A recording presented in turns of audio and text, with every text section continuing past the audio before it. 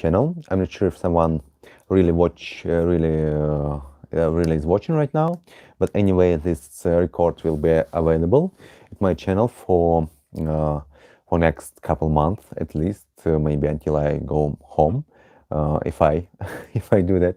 So in that video, I wanna tell about why I'm here in Antalya and why I'm of my motherland, of my country, and what's going on in Russia.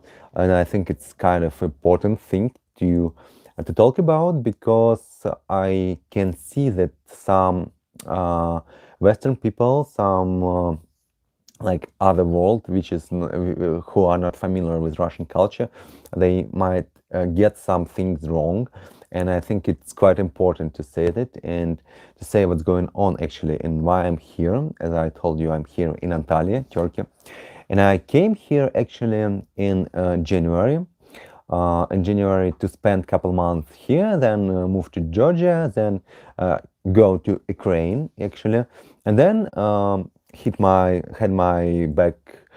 my way back to home, to my country, to my city, and then probably do another trip. But I stuck here for somehow, and I don't want to go back in Russia, and of course, everyone knows why.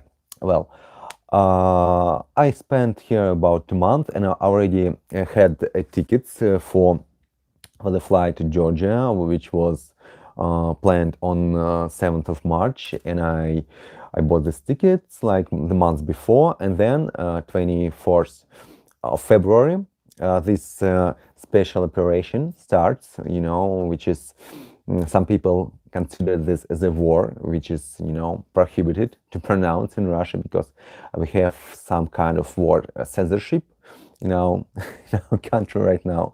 So that's why I told you I might hold this video on this channel for a couple months, and then I'm gonna delete it because I'm gonna go back to Russia because I need to manage some of my business with my, like heritage, I would say. So let's do some my legal stuff there.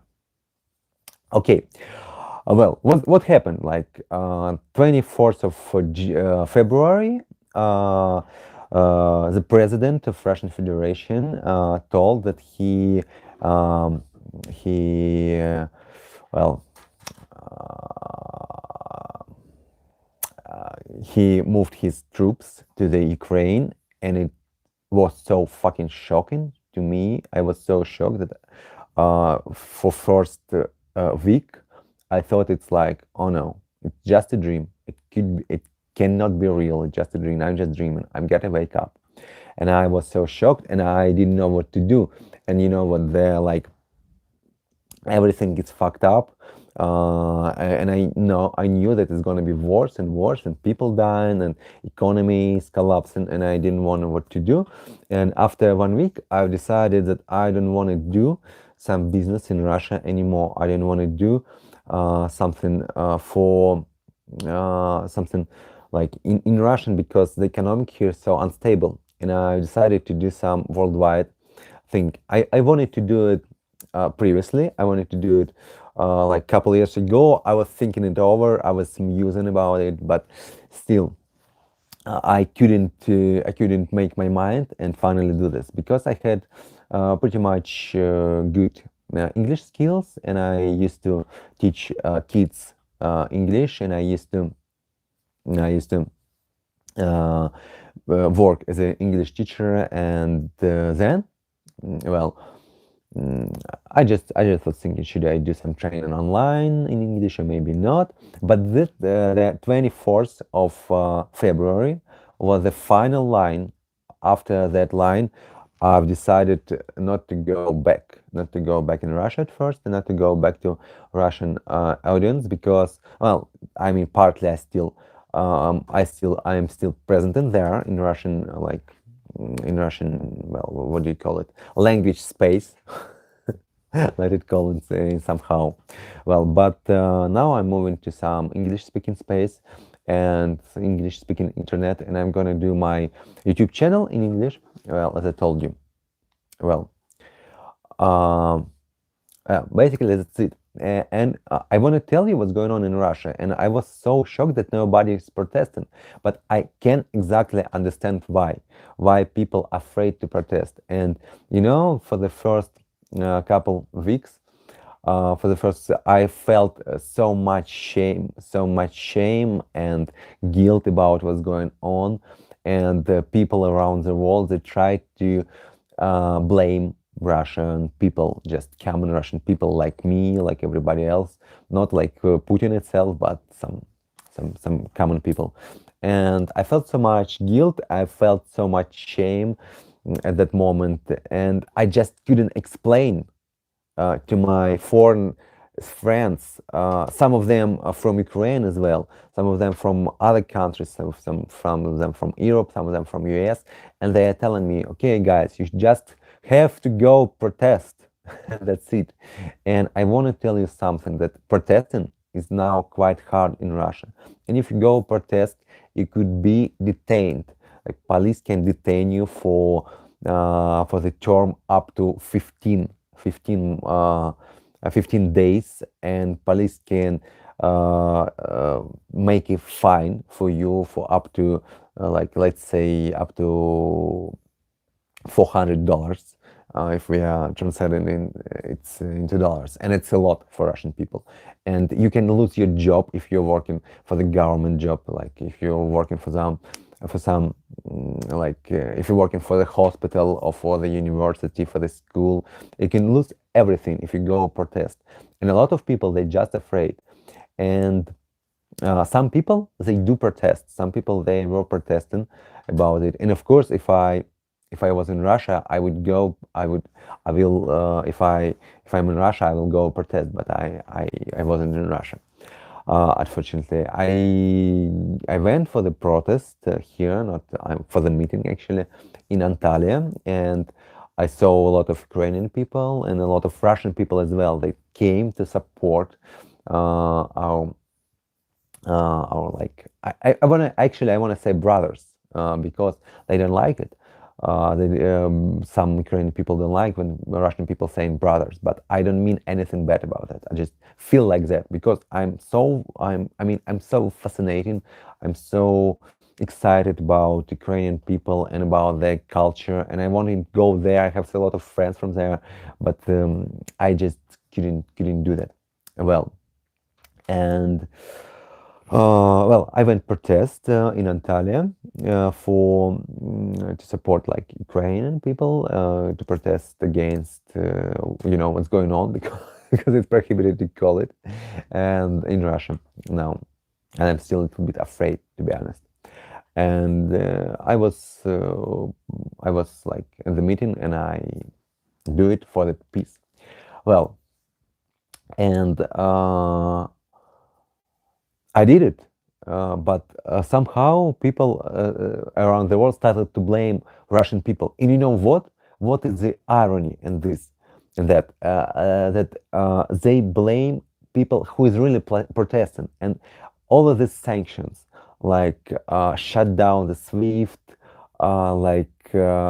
the company they're closing in Russia, like McDonald's, like H&M, like whatever, like every company that closing in Russia, and every sanction that world like government, not like government for the countries of the world, they put in the Russia, all the sanctions, they affect people who really care, because me care, and people who there are some people in Russia, of course, who is supporting Vladimir Putin, unfortunately.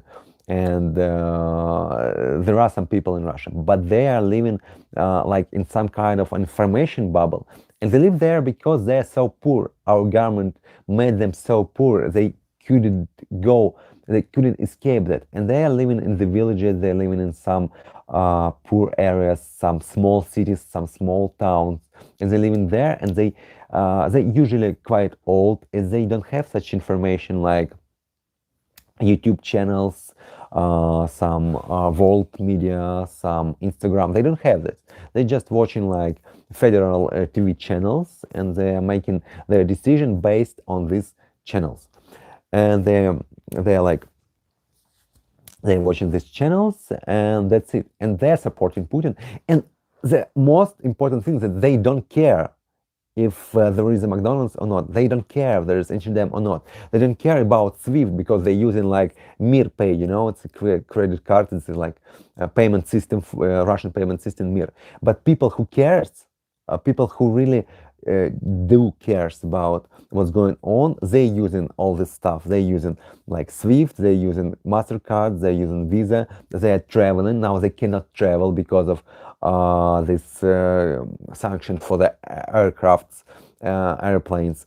They cannot move anywhere, they cannot buy anything. And this sanction affected the most like protesting people who really cares, who really can do anything. And now then, when the Facebook started to say some bullshit about like, okay, let's pretend like we want to support Ukraine and make a decision to allow people say I want to Putin die or something. Let's make that. And after that decision, our government closed it down in our country, and all world community. It seems to me like all world community do exactly opposite, because it seems like all they wanted to do, they wanted just to give Vladimir Putin more power, because they are stopping the people who can really protest. They're like taking the tools off of them. They're like taking off everything they can go use for the protest, and that's actually quite sad, and that makes me feel like the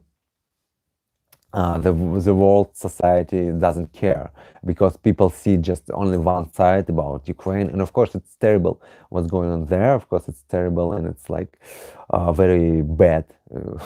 you know it's like it terrifies me, but as a matter of fact, what are they doing? The world community, the countries, they just they're just trying to make Putin's regime, Putin's autocracy more powerful inside of Russia. Of course, they may do something bad, like for some billionaires in Russia, for some oligarchs, but they didn't do anything particularly. The like North flow is still working. The gas is still going to the Europe, and the Russian Federation, the Russian budget, still get this money from the abroad to wage this war in Ukraine. And that's crazy, because all the sanction, and it looks a lot of like hypocrisy to me. It looks a lot like some bullshit. I just don't have another words to describe it. They're trying to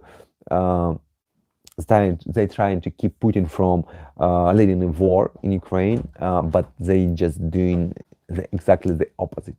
They're trying to smother people who can really make a change inside of country, because I don't think that the world community has power to stop Putin, because the only thing that can actually stop him is maybe some Russian people, but they now don't have tools to do that, and that is really makes me sad. So, and it's quite a sad thing, and that's why, well, I don't even know what to do. I don't even know how can I go back, because a lot of flights from Turkey to Russia delayed now, and as I told you, I need to finish some legal business in Russia, some legal stuff, and I just can't do that. That's a pitiful story, I would say. Well, but still, well, this is what's going on in Russia, and of course, nobody from like normal people from they don't support like war invasion in Ukraine. They don't support it. They might support Putin. They might support what's like what they call like special operation, because nobody who is supporting like the special operation, they don't know what it is. They see only the scenes from the TV, from the federal TV channels, and they don't give the whole image of that. And because of some Western media blocked Russia, because some Western social media, they live in Russia and they're like uh, too afraid to take these reputation risks because they're too afraid. No, now the autocracy in Russia is getting stronger and stronger, and it became a real dictatorship like it was in 1939, and that is freaking me out a little bit, and I'm quite of terrified of observing it, and I just know what to do. By the way, guys, if you have some questions, just feel free to ask me if you have some questions, and probably a lot of my followers, they are from they're not actually from English speaking countries, they're from Russia, but if you're watching me, so please feel free to ask any questions, and then just do it. Yeah, why not?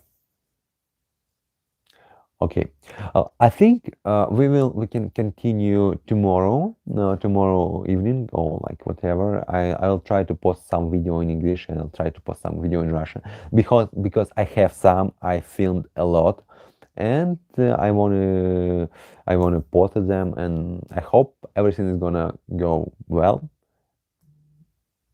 And I think like everything's gonna be all right. Okay, thank you guys for being here. Thank you for watching. If you don't mind, please hit a like, hit a subscribe button, and of course, set a reminder if you wanna take my new video.